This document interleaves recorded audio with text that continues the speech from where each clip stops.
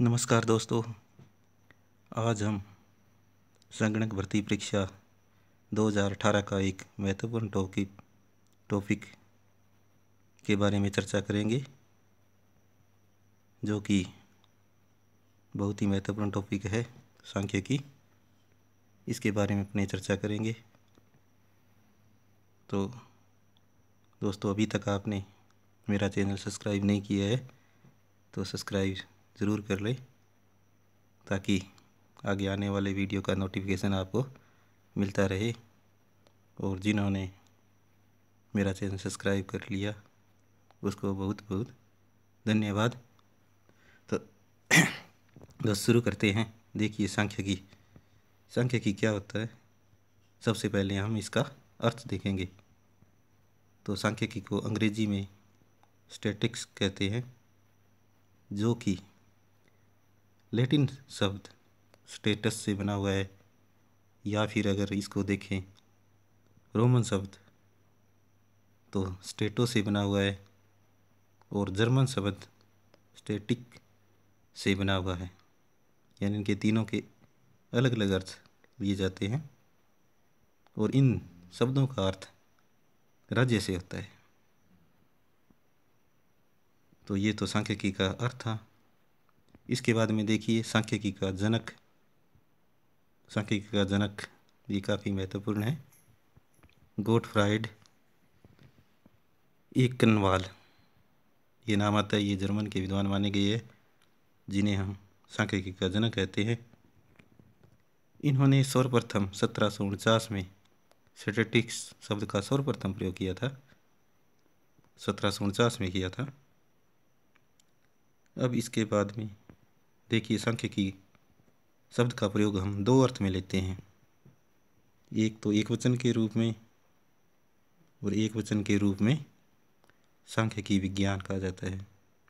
अगर सांख्यिकी का अर्थ देखा जाए बहुवचन के रूप में, तो इसका अर्थ होगा अंकों का समूह, या फिर सम को भी इसका अर्थ बहुवचन के रूप में ले सकते हैं। तो ये तो थी मुख्य बातें स्टैटिक्स से संबंधित, यानी सांख्यिकी के संबंधित।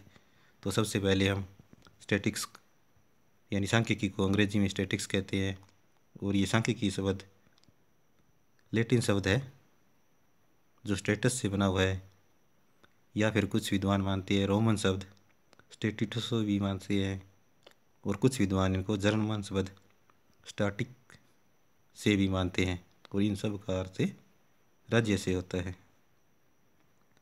और सबसे महत्वपूर्ण क्वेश्चन ये है कि सांख्यिकी का जनक किसे कहा जाता है। तो गोटफ्राइड एकेनवाल को कहा जाता है, जो कि एक जर्मन विद्वान है। और इनको जनक इसलिए कहा जाता है कि 1749 में उन्होंने सर्वप्रथम स्टैटिक्स शब्द का प्रयोग किया था। और इसके बाद में इसी अर्थ के रूप में देखते हैं कि सांख्यिकी शब्द का हम दो रूपों में प्रयोग कर सकते हैं। एक तो एकवचन के रूप में, जिसका अर्थ होता है सांख्यिकी विज्ञान, और बहुवचन के रूप में अगर इसको देखा जाए तो इसका अर्थ अंकों का समूह है, या सम को भी कहा जाता है। तो ये तो था सांख्यिकी का अर्थ। इसके बाद में देखिए सांख्यिकी की परिभाषा। तो वैसे तो बहुत से विद्वानों ने इनकी परिभाषाएं दी हैं, लेकिन जो दो परिभाषाएं मुझे महत्वपूर्ण लगी थी वो परिभाषा है बाउले। तो बाउले के अनुसार सांख्यिकी गणना का विज्ञान है। तो सबसे आसान सी परिभाषा ये तो कि सांख्यिकी है गणना का विज्ञान है, ये बाउले ने दी थी। इसके बाद में दूसरी परिभाषा देखिए सेलिंगमैन के अनुसार। तो सेलिंगमैन के अनुसार सांख्यिकी वह विज्ञान है जो किसी विषय पर प्रकाश डालने के उद्देश्य से संग्रहित किए गए आंकड़ों के संग्रहण, वर्गीकरण, प्रस्तुतिकरण, तुलना एवं व्याख्या करने की रीतियों का विवेचन करता है। तो सेलिंगमैनिंग, तो से अपने संग्रहण वाला शब्द अपने देख सकते हैं, मिलान कर सकते हैं, इसको याद रख सकते हैं अपने। सेलिंगमैन से संग्रहण शब्द है। तो ये सांख्यिकी की दो महत्वपूर्ण परिभाषाएं थी, आप इसको याद रख लीजिएगा। उसके बाद में देखिए सांख्यिकी की प्रकृति। तो सांख्यिकी प्रकृति के रूप में देखा जाए तो सांख्यिकी एक विज्ञान के रूप में भी प्रयुक्त की जाती है और कला, दोनों रूपों में ये प्रयुक्त होती है। तो विज्ञान का मतलब होता है किसी भी विषय का क्रमबद्ध अध्ययन करना, और हम सांख्यिकी में क्रमबद्ध अध्ययन करते हैं, जैसे माध्यक हो गया, बहुलक हो गया, प्रतिगमन, आंकड़े आदि एक क्रमबद्ध अध्ययन करते हैं। इसलिए ये सांख्यिकी विज्ञान भी हुआ। और कला के रूप में देखा जाए तो हमें जीने की कला सिखाए, तो इसलिए ये सांख्यिकी है वो विज्ञान और कला दोनों रूपों में मानी जाती है, यानी इसकी प्रकृति है वो विज्ञान और कला दोनों रूपों की है। इसके बाद में देखते हैं अपने आगे सांख्यिकी का अन्य विज्ञानों से संबंध। तो सांख्यिकी का अन्य विज्ञानों से कौन कौन से संबंध हो सकता है? सांख्यिकी का अर्थशास्त्र से भी संबंध होता है, सांख्यिकी का गणित से भी संबंध है, सांख्यिकी का अन्य सामाजिक शास्त्रों से भी संबंध माना गया है, जैसे राजनीति शास्त्र हो गया, अर्थशास्त्र हो गया, इन सभी से सांख्यिकी का संबंध होता है।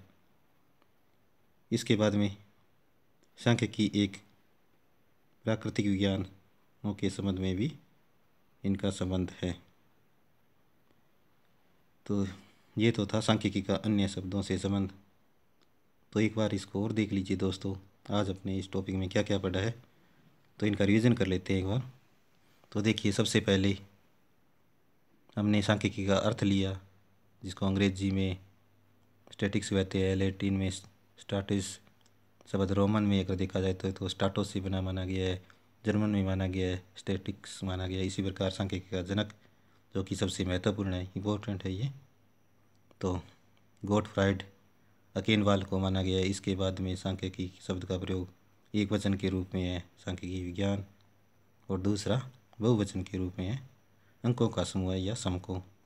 इसके बाद में अपने देखी थी दोनों परिभाषाएं सांख्यिकी की परिभाषा।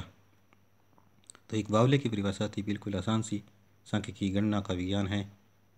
दूसरा सेलिंगमैन के अनुसार सांख्यिकी वह विज्ञान है जो किसी विषय पर प्रकाश डालने के उद्देश्य से संग्रहित किए गए आंकड़ों के संग्रहण, वर्गीकरण, प्रस्तुतिकरण एवं व्याख्या करने की रीतियों का विवेचन करता है।